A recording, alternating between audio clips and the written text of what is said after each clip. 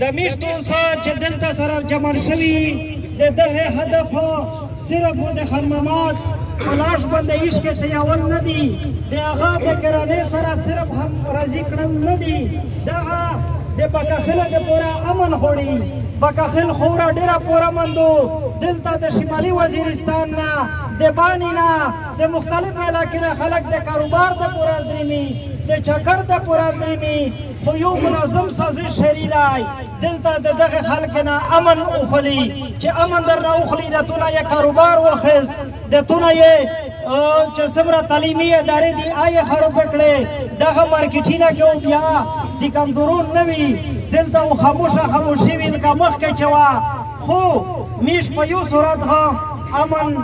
خرابول ته چاته نه ورکوي پرین چې کومه پیښه شوې ده دا ډېره افسوسناکه او دردناکه پیښه شوې ده دغه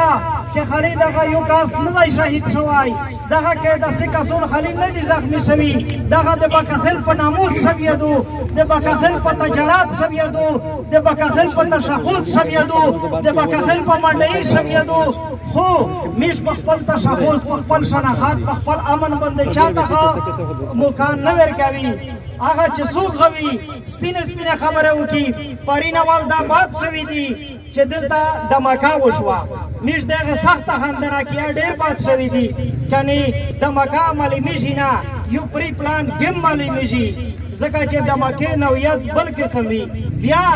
چې کله د مو کسون دلته په ګلې وویشتل شول د مو په دکانینه باندې ګلې وورول شوې د مو په هوټلینه کې خلک د ګلې نه پټ شول په خپله یې ځینې محفوظ کړل نو هغه په ظلم د پوسه ظلم دی خو بیا یو بل ظلم دغه دی چې څه ورځې مخکې یې د مو په غوړه کې د کرینه له صندوره وسله وړیېدو له صندوره وسله بلسنه وسله یې وړیېدو په کرینه کې چا نمایش نه وکړ خو پرین د افسوس خبره ده په سوشل میډیا مو تصویرونه لیدلې وي دلته د فوج او د پولیس سره به ورده کسان ویلوړ وي آیا هغه څوک وي هغه څوک وي د موږ ته خو دې په ګاډه ځنې ور وتړلې د هغه نه ټیپک ویلې نه وخېستا نو پاکي خبره وساري نه خلصوي مارګ یو امرز دی نو د مرګ نه وو د ایمان سره مرګ وغوړي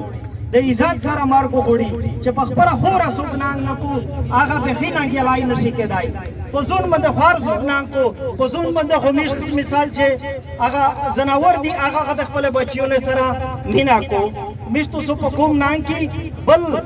زه یوه خبره د نثار لاله والا درته کوم هغه وایي چې د ریاست پالیسي اوس دا ده چې ته غلام نه سایي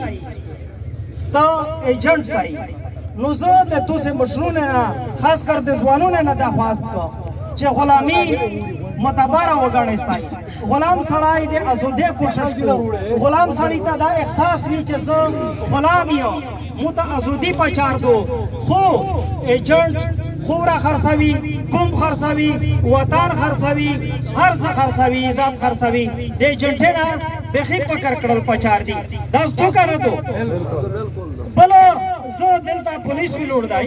هغه باندې دا شاخ کوم آیا د ځینې خلک ویلې د مرسته راوردي د مو ځوانون چې دلته ونیول شي هغه سپین جمعې کاس وي منتخب نماینده وي مشر ملک وي هغه به وینو نه خلاصې شي او چې کوم داسې کسان وي نامعلوم کلینه ورته وشي د خلک سوتلی دي خو میشو دا شی نه